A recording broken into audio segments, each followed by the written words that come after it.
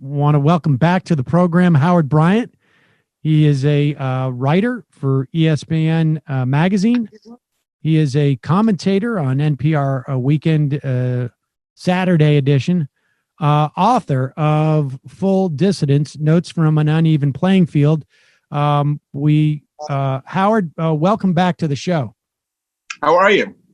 I'm doing okay, I guess, all things considered. Really appreciate your joining us. And, I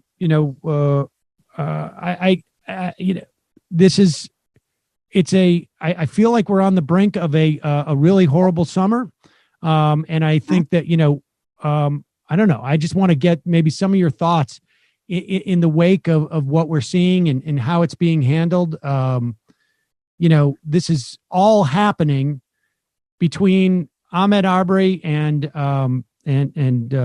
Breonna Taylor and George Floyd, and also the thing that happened in Central Park, which in its own way is even like a sort of like another level of really just pure evil in some respect. But then this is all in the backdrop of a vast disproportionate number of African-American people and Latinos and low-income people dying in this pandemic. Where are your thoughts today?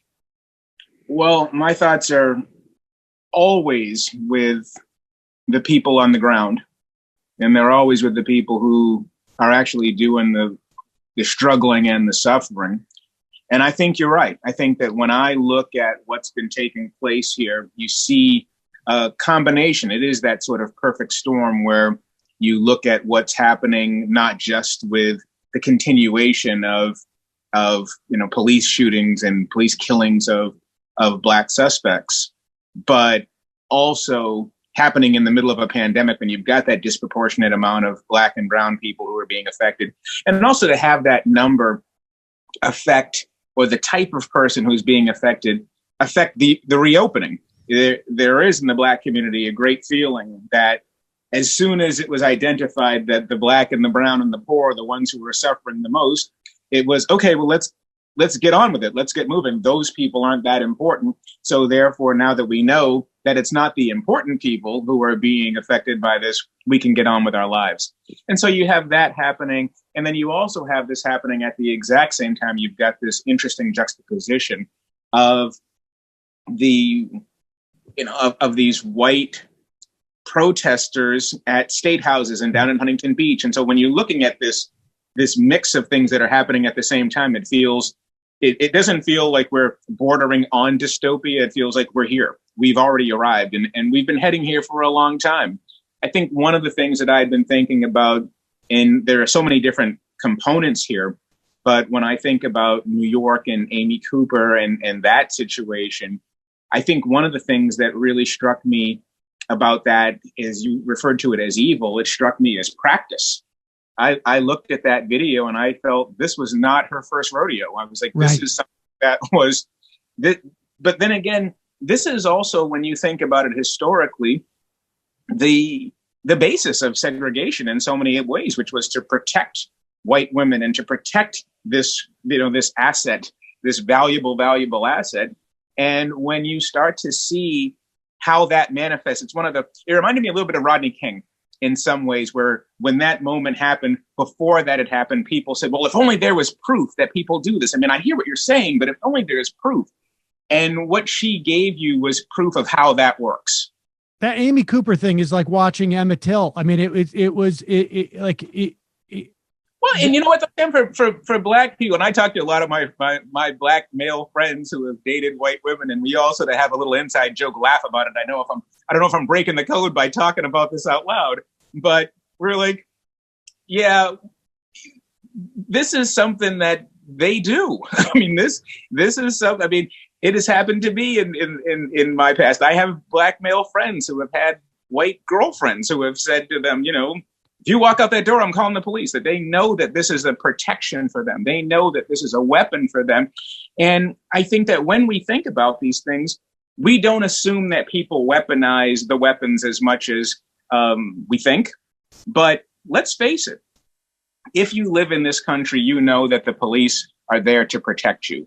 And what I saw most about that video, what really hit me hard about that, was the fact that she identified him as an African American to the dispatcher before the dispatcher even asked what he looked like.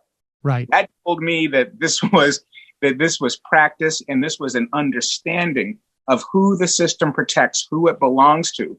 And also on the other side, it was interesting, a number of my Black friends that we talk about who were saying a very interesting moment of feeling of liberation on the part of Mr. Cooper, that he felt the freedom to actually engage with this person in the first place. I don't talk to white people when I'm walking by. I don't talk to strangers at all, because I don't feel like if there's some sort of engagement with them, that there's protection coming my way, even if I'm in the right.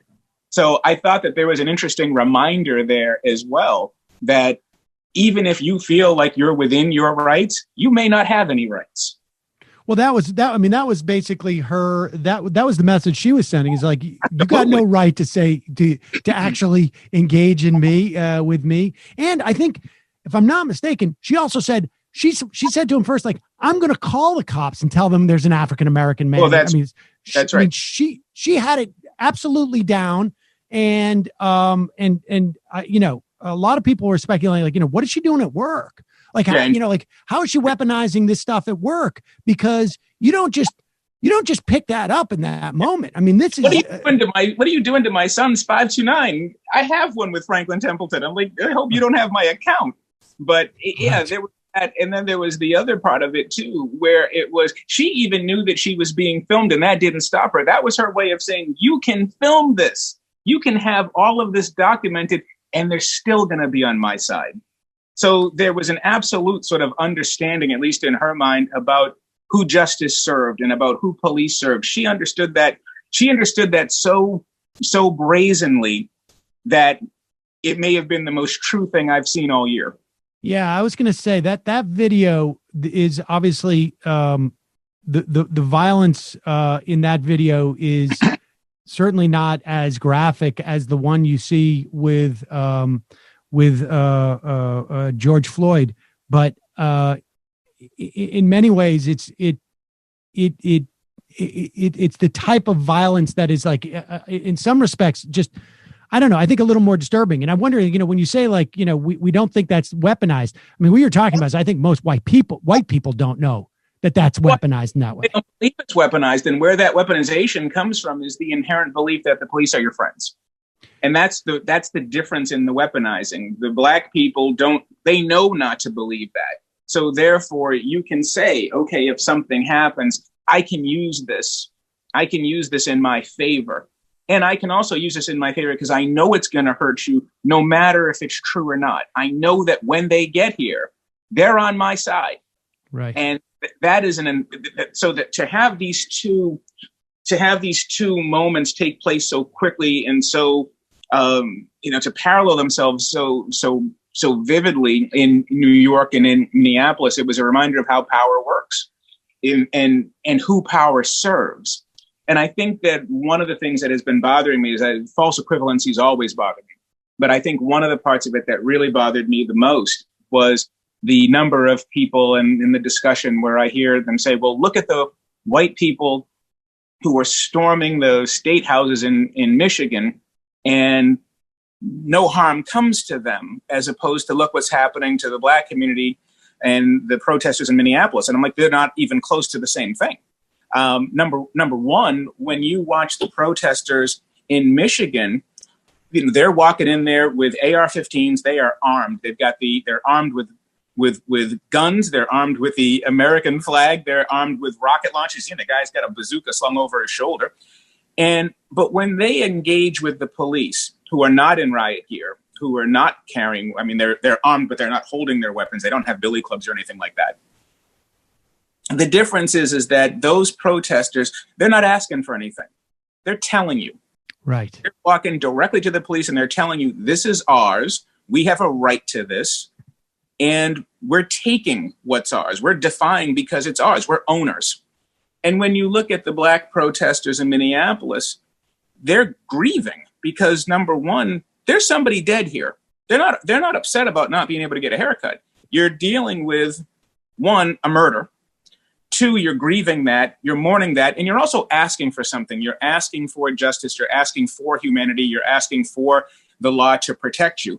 And eventually, over time, all of those frustrations together, as we saw here, as we see in Ferguson, as we saw in Watts, and take your pick, as we saw in Cincinnati back in '02, I think it was, on all those different moments, the end result ends up being the same, which is, as much as you're frustrated about the murder, what you're really frustrated about is the lack of accountability and the fact that zero tolerance exists in every other facet of our culture, except when it comes to police. So there's no arrest here. This is what is creating the tinder, right? That's the kindling. That sense of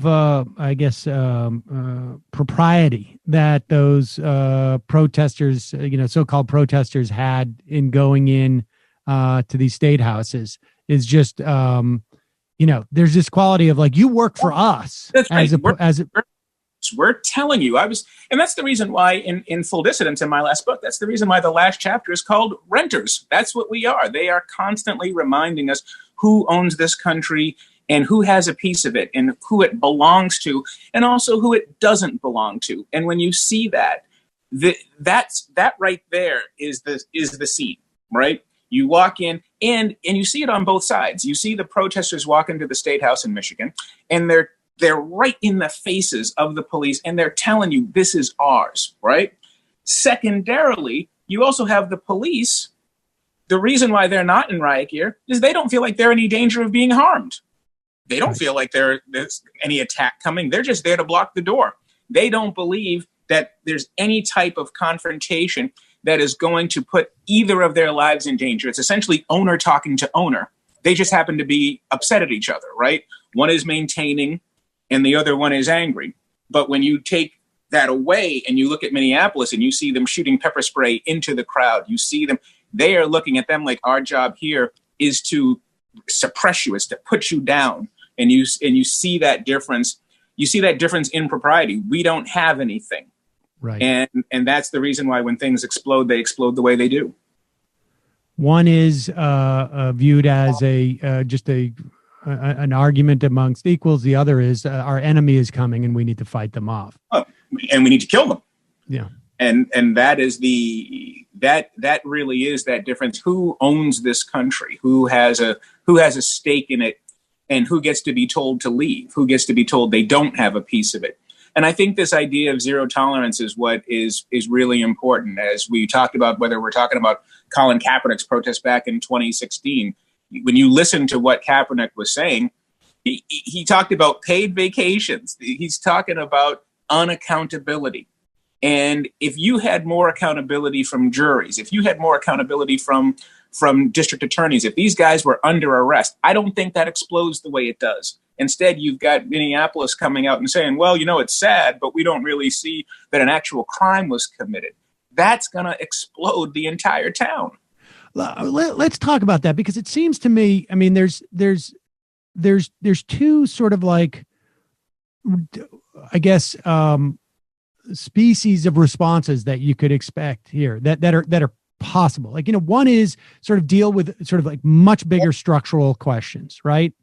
But then there is this sort of almost banal, this is just operations, genuine accountability. The stories have come out that Klobuchar, when she was DA in Minneapolis, Minnesota, I had multiple occasions, it sounds like, to prosecute this guy, the specific guy, Chauvin, and others, and declined. For whatever political reasons, et cetera, et cetera. I mean, that's involved there. There's also this sort of like broader question of we're in, Donald Trump's DOJ is not going to be on these things in the way that Obama's was by the end of those 8 years. And Obama didn't get the successes and the results that the people wanted. So what's going to happen now? Well, but there's two sets here. One is like, what does it do to the frustration level where the anger and the frustration when there's at least a sense with Obama's administration, and I just say this, broadly general. I have a lot of complaints with Obama's administration, but there were consent decrees. There was the Office of the Office of Civil Rights at the DOJ was considered by critics of Obama's DOJ that was the best division that they had. At least there's a sense of like, if we push hard enough, there's responsiveness. With Donald Trump's DOJ, whether it's Sessions or Bill Barr, I don't get the sense that like this is just, there's nothing, Well, you're not going. I mean, I think that, and I think what's interesting about that when you compare the two Justice Departments is that what Obama did was so basic, it appeared to be revolutionary. Right. That all he did was actually try to hold them. And I have the book right behind me here, the report from Ferguson in Baltimore. And you look at this, and in Cleveland as well, it wasn't as though that these guys all were arrested and went to jail. They were just investigated. I mean, that's the basic level of due diligence. And that was considered revolutionary. That was considered remarkable. And so now you look at what's happening here. I mean, let's not forget, this president came in immediately and said he condoned cracking these guys over the head. He condoned more and more police violence against citizens. And of course, he did it last night on social media, or this morning, whatever time it was, on social media. And so no, I think that what is reinforced to you is this isn't yours. What's reinforced to you is that this does not belong to you, and that what are your recourses? It's a level of frustration.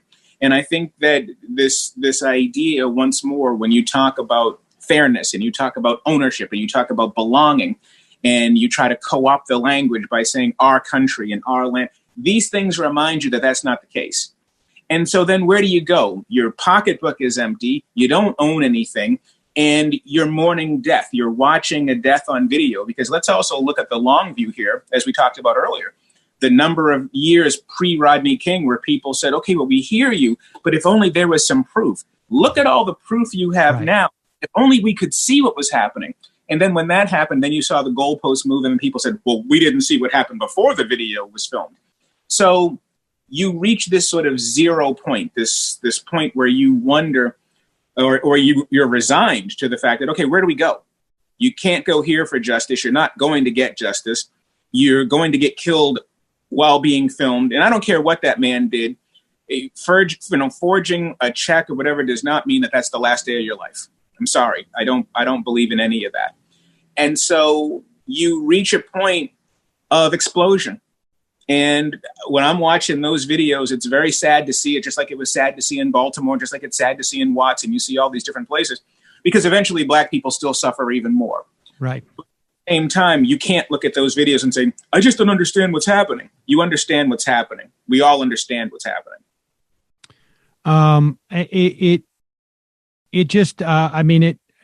The level of frustration, it seems to me, is just going to be enormous. As one, there's no reason to believe that as we continue on with the policies that are being laid out in terms of the response to the pandemic, that we're going to see any less disparity in deaths and suffering from the pandemic amongst African American communities. And there's just this sense that there's not going to be that, Donald Trump is going to go out there, and I don't know. I mean, I feel like we're going to have a better sense in a day or two as to how he's going to exploit this, right? I mean, Colin Kaepernick, as far as he was concerned, was a huge gift, at least from his perspective. Yeah. And it's interesting, as you set it up with this notion of we hear people say our country and our, I saw a clip of Tucker Carlson talking about the most important thing is that our society be, and he is really talking to just the owners of the society. Exactly. Whose society? And that's 100% right. And I think that the more you look at this, you think about all the different tentacles that come with these stories, and you end up looking at the end result. And the end result is what it's always been. Race, class, and gender, the three third rails of this country, they cannot be separated. And obviously, in this case, you've got race and class. And obviously, if you add in gender on both sides, you add in the Amy Cooper story. So you're looking at all of these different things tied together. And in terms of the end result, you do walk away from this with an incredibly pessimistic feeling. And the question to me has always been, when you hit these types of moments, what are you going to do with it? And we have to frame these things. We always frame these things within the guidelines of this American exceptionalism, as if we are somehow special. This has been the story for a very long time. This has been the story, period. And we keep believing that there are going to be corners that get turned where we can talk about this being yesterday, and we can't. And I think that the number of people who are expressing that level of frustration, sometimes it frustrates me when I hear them express it, because they make it sound like it's something new. And what you really need is something that we've never had, which is a real deconstruction of law enforcement. Because to me, when I look at everything that's taking place, the root of both of these issues that you brought up to start is the idea that law enforcement is designed to protect white people and to kill black people. Right. Right? Whether you're talking about Central Park in New York, that woman, that's attempted murder in my mind, in a lot of ways, because what she was hoping for, you don't know what's going to happen when they get there, but she was expecting some form of violence toward that man, that they were going to come there, sirens blaring, and they were going to take care of him to whatever degree that was going to be that day. And when you look at the video of George Floyd, you're witnessing the same thing you witnessed with Eric Garner. And you're witnessing this, and you are watching a man die. And I was talking about this with a friend of mine the other day, and we were saying, even in a war, because they don't show war anymore, they don't broadcast this stuff on television like they used to. How many different times do you watch people get murdered? And yet when it comes to black people, when you're talking about Walter Scott or Eric Garner or now this situation, we are watching black people get murdered. And to me, that is heinous. That is unconscionable. And yet it's something that is accepted. And what does that do to the people? Because I always look at it this way, Sam. At the end of the day, it's a black person dead and we're mourning his passing. And if you accept that, that tells me a lot about what this country is. And it's not where it's going or we're bordering on or heading to what is who we are right now. We're in the dystopia. I don't know. I mean, I feel like on some level, I just, on days like this, I just feel like I want to come out and just apologize, I think what it is I think it's staying on target, stay focused on two things. Joe Biden, where are you? Joe Biden, where are you? You stay focused on accountability. Once again, if you want to fix this, you don't fix it by apologizing and hugging black people. You fix it by going forward and saying, we demand zero tolerance of this. That's the thing that's what I find so frustrating is that, at the very least, if Joe Biden is in there, there can be demands made of Joe Biden and of the way that the federal government, at the very least, reacts to these type of things, and not even reacts, proactively goes in and begins to dismantle these police departments. That's right. But we're in an environment right now where it's like there is no one to place a demand to who gives a damn about it. Well, there are plenty. You've got a Democratic governor in Minnesota. Right. He's not doing anything, right? You've got an Amy Klobuchar who's on the verge of becoming a vice president. There are plenty of people who can do things. This is not just the Donald Trump Republican administration thing.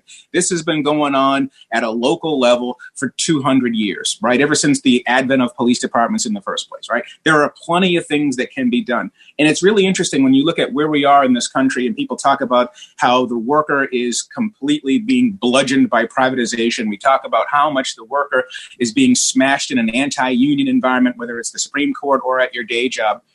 The police union is untouchable. Right. These guys, they got fired. There's a really good chance, A, they're going to get their job back, and B, if they don't get their job back, they'll get a job somewhere else, right?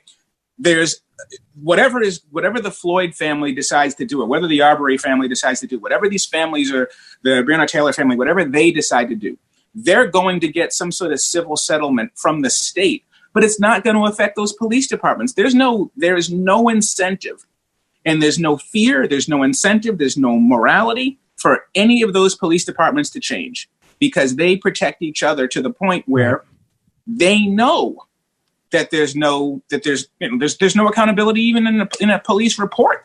They are completely indemnified.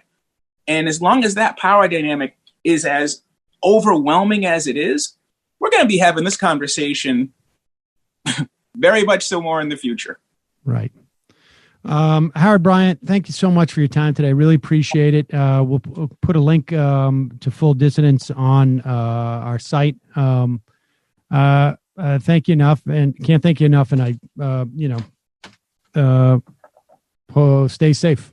Yeah, it's my pleasure. Do the same, Sam. Thank you so much. All right. Bye-bye. All right.